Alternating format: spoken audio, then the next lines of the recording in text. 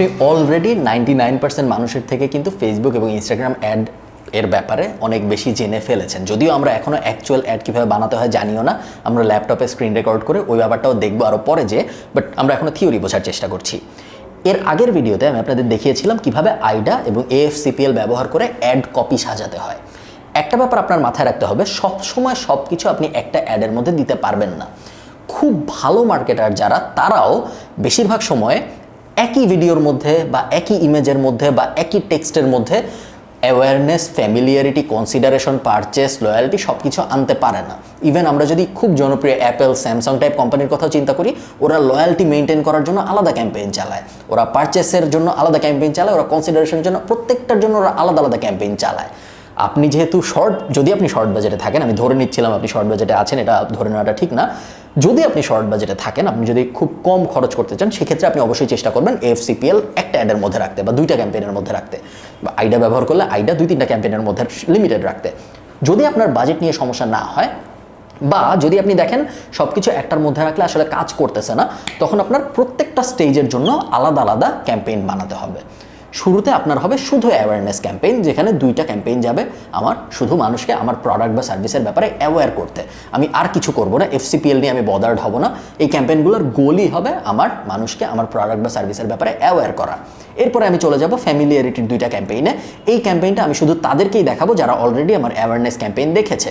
So আমি যদি একটা ফানেল বানাই, এরকম ফানেল, আমি যদি এখানে ফানেলটা বানানোর চেষ্টা করি, আপনারা দেখবেন ফানেলটা আস্তে আস্তে ছোট হবে। অ্যাওয়ারনেসে অনেক মানুষ আসবে, তারপরে আস্তে আস্তে কিছু মানুষ ফ্যামিলিয়ার হবে, তারপরে আস্তে আস্তে কিছু মানুষ কনসিডার করবে। যত মানুষ কনসিডার করবে তাদেরকে আমি আবার আর একটা অ্যাড দেখাবো, আমার পারচেস অ্যাড, এবং তাকে বলবো যে তুমি তো এখন আমার প্রোডাক্টের ব্যাপারে জানো, আমার প্রোডাক্টের ব্যাপারে তুমি ফ্যামিলিয়ার, আমার প্রোডাক্টের সব ডিটেল তুমি দেখছো, এখন তুমি কি আমার প্রোডাক্ট কিনবা নাকি? এই বিষয়ে আমি দুইটা ক্যাম্পেইন সাজাবো, এবং লাস্টে যে শুধুমাত্র যারা আমার প্রোডাক্ট কিনেছে তাদের আমি বিভিন্ন লয়্যালটি দিব, তাদেরকে আমি কুপন পাঠাবো, রেডিসনের হাবিজাবি জিনিসপত্র। অনেক কোম্পানি অনেক ধরনের কাজকর্ম করে তাদের কাস্টমারদের লয়্যাল কাস্টমার বানানোর জন্য। সো দেখুন, যেই পুরো জিনিসটা আমি একটা ক্যাম্পেইনে করতে পারতাম, ওটা কিন্তু এখন আমি 10টা ক্যাম্পেইনে করতেছি, তাই না? প্রত্যেকটার জন্য আমি দুইটা দুইটা করে সিলেক্ট করেছি, 10টা করেছি। 10টা করার মানে কি? যদি প্রত্যেকটায় আমি মিনিমাম $5 খরচ করি, 10টায় মানে আমার $50 শেষ, যেখানে আমি পুরো জিনিসটাই $5 করতে পারতাম। বাট আমি যদি পুরো জিনিসটা $5 না করে পুরো জিনিসটা $50 করি, প্রত্যেকটাই আমি ইন্ডিভিজুয়ালি এফোর্ট দিতে পারবো। প্রত্যেকটা যেহেতু আমি ইন্ডিভিজুয়ালি এফোর্ট দিতে পারবো, এই কারণে প্রত্যেকটার আউটপুট অনেক ভালো আসবে, যেটা পুরো জিনিসটা একবারে করলে আসলে হবে না। এই কারণে ভালো ভালো মার্কেটাররা সবসময় চেষ্টা করে AFCPLকে আলাদা আলাদা করে করা। অনেকে লয়্যালটিটাকে অত ইম্পর্টেন্ট দেয় না, অনেকে অ্যাওয়ারনেস, ফ্যামিলিয়ারিটি, কনসিডারেশন, পারচেস এই ব্যাপারগুলোকে ইম্পর্টেন্স দেয়, এবং লয়্যালটিটাকে অ্যাড না দিয়ে after sales, service, phone call ওইভাবে কাস্টমারকে লয়াল বানানোর চেষ্টা করে। সো আপনি যদি একটা ভালো ক্যাম্পেইন রান করতে চান, আমার মতে অ্যাওয়ারনেস, ফ্যামিলিয়ারিটি, কনসিডারেশন, পারচেস 8টা ক্যাম্পেইন যদি আপনি চালাতে না চান, অ্যাওয়ারনেস এবং ফ্যামিলিয়ারিটি এই দুইটাকে আপনি একটা ক্যাম্পেইনের ভিতর রাখতে পারেন। সেই ক্ষেত্রে 6টা ক্যাম্পেইন আপনার মিনিমাম চালাতে হবে যে কোনো একটা প্রোডাক্ট বা সার্ভিসকে খুব ভালোভাবে বেচতে চাইলে। এবং 6কে আমি মনে করি আইডিয়াল সংখ্যা, এটা আমি আমার এক্সপিরিয়েন্স থেকে বলছি।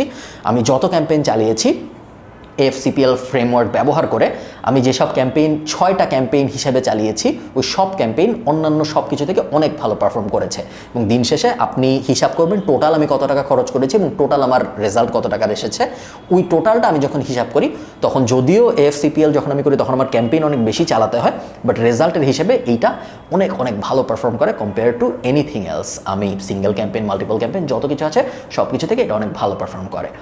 এখন এই দুইটা ক্যাম্পেইন যখন আপনি চালাচ্ছেন প্রত্যেকটা স্টেজে, ওই দুইটা ক্যাম্পেইনের ভিতরে আমার রেকমেন্ডেশন হবে একটা ক্যাম্পেইন লজিক্যাল রাখতে এবং আরেকটা ক্যাম্পেইন ইমোশনাল রাখতে। এটা একটা সিক্রেট, এটা সাধারণত কেউ আপনাকে বলবে না, আপনি এটা কোনো বই টইতে পাবেন না।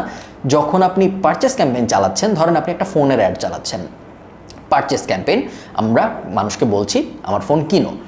যদি আপনি দুইটা ক্যাম্পেইন চালান, তাহলে একটা ক্যাম্পেইনে আপনি বলবেন আমার ফোনটা কিনো বিকজ আমার ফোনে এত মেগাপিক্সেলের ক্যামেরা আছে, আমার ফোনে এত জিবি স্টোরেজ আছে, আমার ফোনে এই আছে, লজিক্যাল কথাবার্তা বলবেন। আরেকটা ক্যাম্পেইনে আপনি বলবেন আমার ফোনটা, আপনি দেখাবেন একটা ভিডিওতে যে আমার ফোনটা দিয়ে আমি কত সুন্দর ঘাসের মধ্যে বসে ছবি তুলতে পারতেছি। আপনি কোনো স্পেসিফিকেশনের কথা বলবেন না, কোনো ফিচারের কথা ডেলিবারেটলি বলবেন না, আপনি জাস্ট ফিলটা দেখাবেন। সো এটা হবে ইমোশনাল ক্যাম্পেইন। এবং প্রত্যেকটা ক্ষেত্রে, ফ্যামিলিয়ারিটির ক্ষেত্রে, অ্যাওয়ারনেসের ক্ষেত্রে, প্রত্যেকটা ক্ষেত্রে আপনি যদি ইমোশনাল এবং লজিক্যাল এই দুইটা উইং ভাগ করে করে ক্যাম্পেইন চালাতে পারেন, 6টা ক্যাম্পেইন ইন জেনারেল ভালো পারফর্ম তো করবেই, ওই 6টা যদি আপনি এভাবে 12টা ভাগ করতে পারেন লজিক্যাল এবং ইমোশনাল দিয়ে, তাহলে আপনার ক্যাম্পেইন মোটামুটি গ্যারান্টিডভাবে বলা যায় যে অন্যান্য যে কোনো ক্যাম্পেইন থেকে অনেক অনেক ভালো পারফর্ম করবে। ধন্যবাদ।